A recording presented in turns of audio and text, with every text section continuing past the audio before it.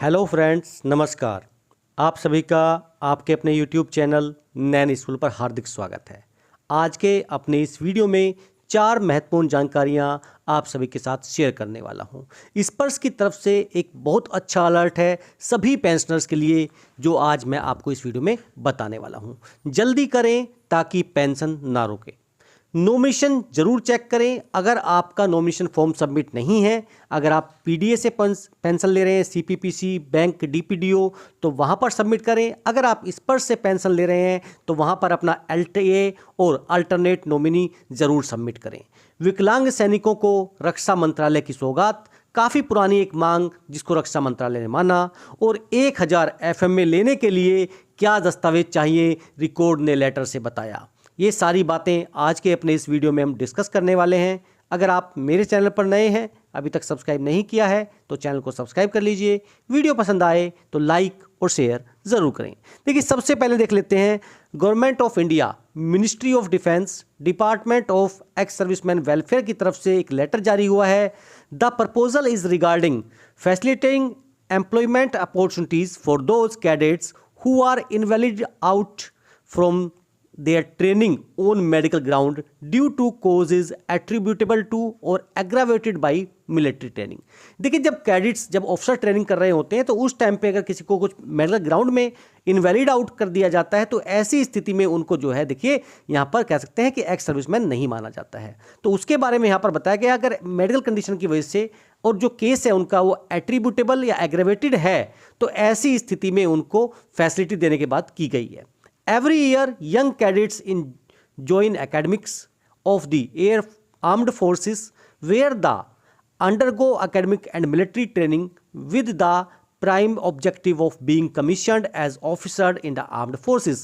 As per extant rules, such a cadet is treated as an officer. जब देखिए वो commissioning पास कर लेते हैं उसके बाद ही उनको क्या है, ऑफिसर माना जाता है। As they are not treated as service officers during the training period till their commissioning या पास आउट, तब तक उनको ऑफिसर नहीं माना जाता है। तो it has been decided that DGR schemes may be considered for such boarded out members या cadets in view of their special needs. देखिए, ऐसी कंडीशन में जो डीजीआर फैसिलिटीज़ हैं, स्कीम्स का फ़ायदा है, अब उनको दिया जा सकता है अगर बोर्ड आउट कैडेट्स हैं। तो देखिए, बहुत इंपॉर्टेंट ये कदम है। और ये देखिए, बहुत दिन से मांग उठाई जा रही थी कि जो कैडेट्स बोर्ड आउट की वजह से ट्रेनिंग पीरियड में बाहर आ जाते हैं तो उनको देखिए रीसेटलमेंट के लिए डीजीआर फैसिलिटीज़ का फ़ायदा दिया जाना चाहिए। और अब देखिए, ये रक्षा मंत्रालय द्वारा मंजूर कर ली गई है। 15/3/2024 का ये लेटर है।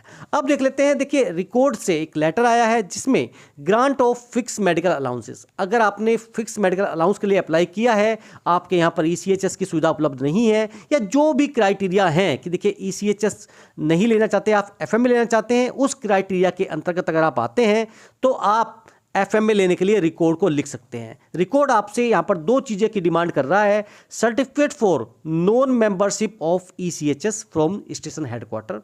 अपने नज़दीकी स्टेशन हेडक्वार्टर जाइए और वहाँ पर आप नॉन मेंबरशिप ऑफ ईसीएचएस, आपने ईसीएचएस की मेंबरशिप नहीं ली है, उसका एक सर्टिफिकेट, और दूसरा एनपीसी, नॉन पेमेंट सर्टिफिकेट, जो आपको बैंक से लेना है।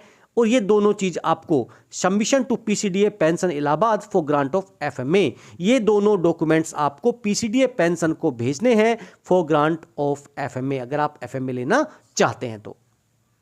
तीसरी और इंपॉर्टेंट जानकारी देखिए, यहाँ पर है जो स्पर्श में माइग्रेशन हो चुका है उनके लिए एक इंपॉर्टेंट न्यूज़ है। जब आप स्पर्श का पोर्टल ओपन करेंगे तो यहाँ पर बता रहा है कि देखिए, जो आपका एनुअल आइडेंटिफिकेशन था नवंबर 2023 में ड्यू था, देखिए पहले उसको जनवरी 24 तक बढ़ाया गया था।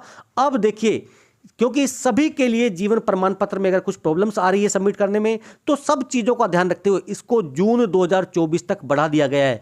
अगर आपने अभी तक अपना जीवन प्रमाण पत्र सबमिट नहीं किया है तो जून 2024 तक आप सबमिट कर सकते हैं।